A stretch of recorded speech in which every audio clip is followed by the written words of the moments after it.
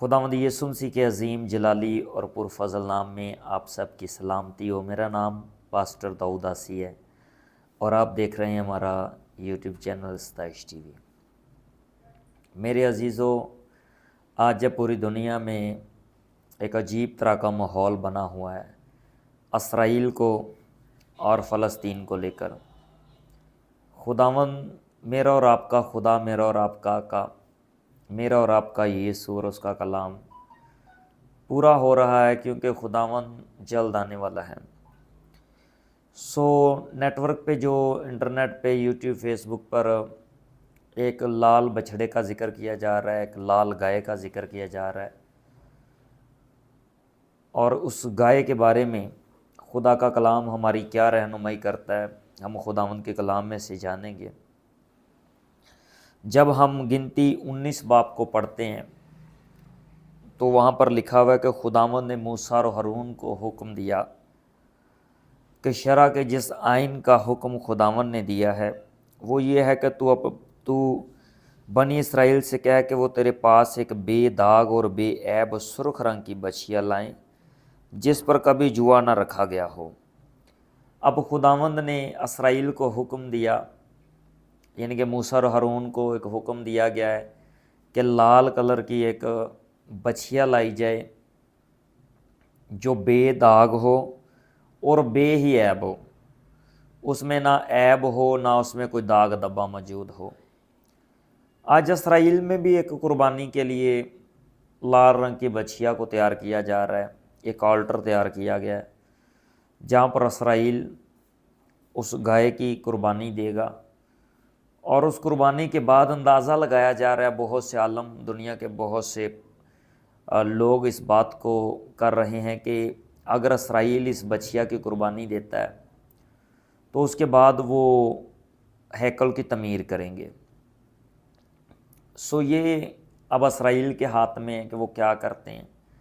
لیکن لال بچھیا کی قربانی کے پیچھے ریزن کیا ہے؟ یہ لال بچھیا کی قربانی کیوں دی جاتی تھی اسرائیل میں، اور یہ قربانی 2000 سال بعد گزرانی جائے گی۔ اب شاید تیسری یا چوتھی قربانی یہ ہوگی جو اسرائیل کرنے جا رہا ہے، اور موسیٰ کو خداوند نے یہ حکم دیا تھا، اور خداوند نے کہا تھا کہ اسے کاہن کے پاس لے جایا جائے گا، اور کاہن پھر اس کو لشکرگاہ میں باہر لائے، اور اس قربانی کو جب گزرانا جائے تو اس کا خون لے کر اس سے خیمہ اجتماع کے آگے کی طرف 7 بار چھڑکیں، پھر اس کی آنکھوں کے سامنے اس گائے کو جلا دیں، یعنی اس کا چمڑا اور گوشت اور خون اور گوبر ان سب کو وہ جلائیں۔ اب خون لینے کے بعد خون کو مذبح پر چھڑکا جائے، اور اس کے بعد جو گائے ہے اس کو جلایا جائے۔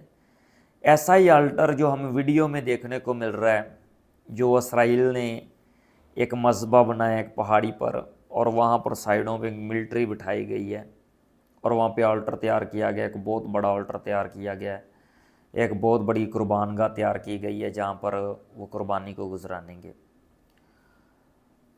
اور جنگیں جو ہو رہی ہیں، اسرائیل اور فلسطین کی جنگ جو چل رہی ہے، اس کے پیچھے بھی اندازے لگائے جا رہے ہیں کہ وجوہات اس بچھیا کی قربانی ہی ہیں، کیونکہ غیر قومیں یہ سمجھتی ہیں کہ اگر اس بچھیا کی قربانی دی جاتی ہے تو اسرائیل مسجد اقصیٰ کو ڈھا کر وہاں پر ہیکل بنائیں گے۔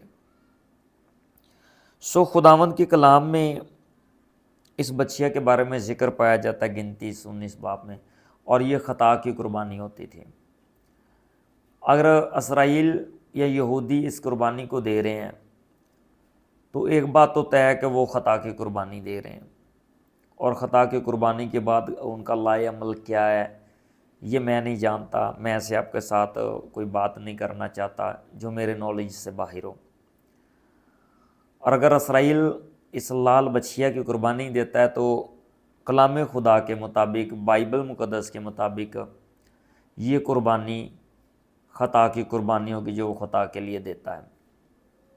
لیکن ہم مسیحی ہیں، ہم اس بات پر ایمان رکھتے ہیں کہ خداوند یسوع نے ہماری خطائیں اپنے اوپر لے لی ہیں، ہمارے گناہوں کو خداوند یسوع نے اپنے اوپر اٹھا لیا، اور وہ ہمارا سردار کاہن بن کے آیا، اور اس نے ہمارے سب گناہ اپنے اوپر لیے، اور وہ کوہ کلوری پر چلا گیا۔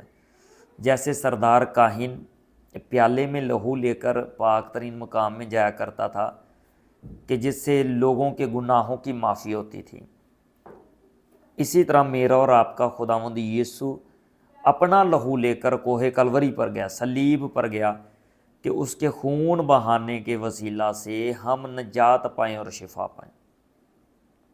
میرے عزیزو، خداوند یسوع مسیح کی قربانی کو جب ہم دیکھتے ہیں تو خداوند یسوع کی قربانی وہ قربانی ہے جو بے عیب برے کی قربانی ہے۔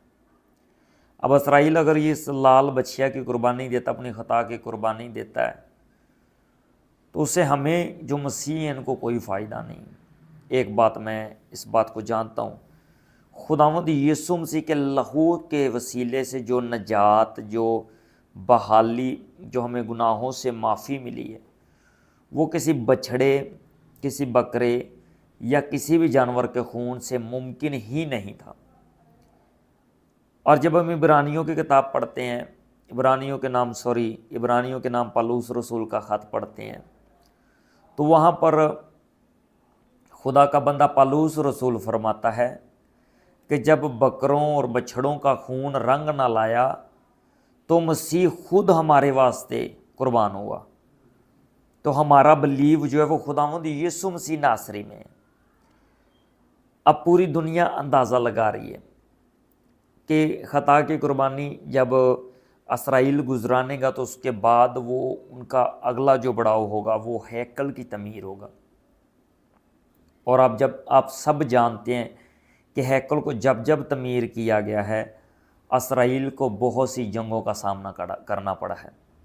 اس بار اگر اسرائیل ہیکل بنانا شروع کرتے ہیں، جیسے یوٹیوب پر اور فیس بک پر ہیکل سلیمانی بھی کہا جاتا ہے، اگر ہیکل کو تعمیر کیا جاتا ہے تو اسرائیل کو بہت سی جنگوں میں لڑنا ہوگا، بہت سی قوموں کے ساتھ، بہت سے ملکوں کے ساتھ لڑنا ہوگا۔